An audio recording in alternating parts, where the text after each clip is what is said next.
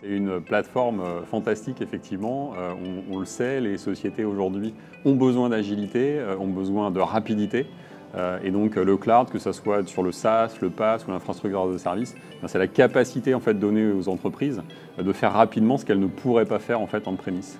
Parce que provisionner une machine, provisionner un logiciel, le maintenir, etc., ça prend du temps, ça prend de la compétence.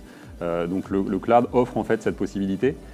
Aujourd'hui, on est à une étape majeure puisqu'on introduit en fait de l'artificial intelligence et du machine learning en fait dans le cloud. Donc, dans notre cloud Oracle, c'est ce qu'on a fait et on l'a fait en premier lieu en fait sur notre cœur de métier qui est la donnée et la base de données. Et donc, on a créé une base de données autonome.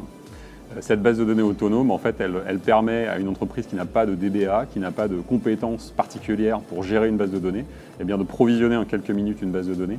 Et cette base de données va, comme une voiture autonome, tourner toute seule, elle va se patcher toute seule, elle va se sécuriser toute seule, elle va s'indexer toute seule.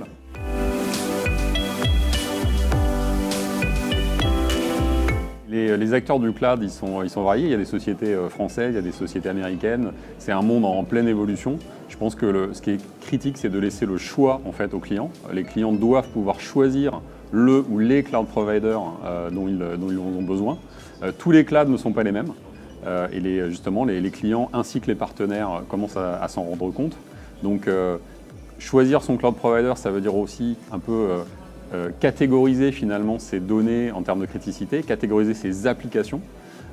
Et donc, nous, échanger entre compétiteurs, je trouve que c'est très très riche. Échanger et présenter aussi aux différents clients, ça leur permet finalement de mieux comprendre nos différences. Nous, on a fait le choix d'un cloud d'entreprise. Donc Oracle, c'est un cloud d'entreprise qu'on appelle Oracle Cloud Infrastructure OCI.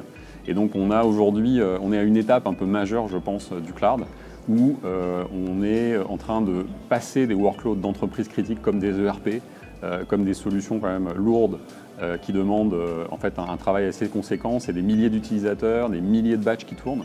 Et donc de passer ces applications dans le cloud, eh bien, il faut que ce soit un cloud différent d'un point de vue sécurité, d'un point de vue réseau, en latence.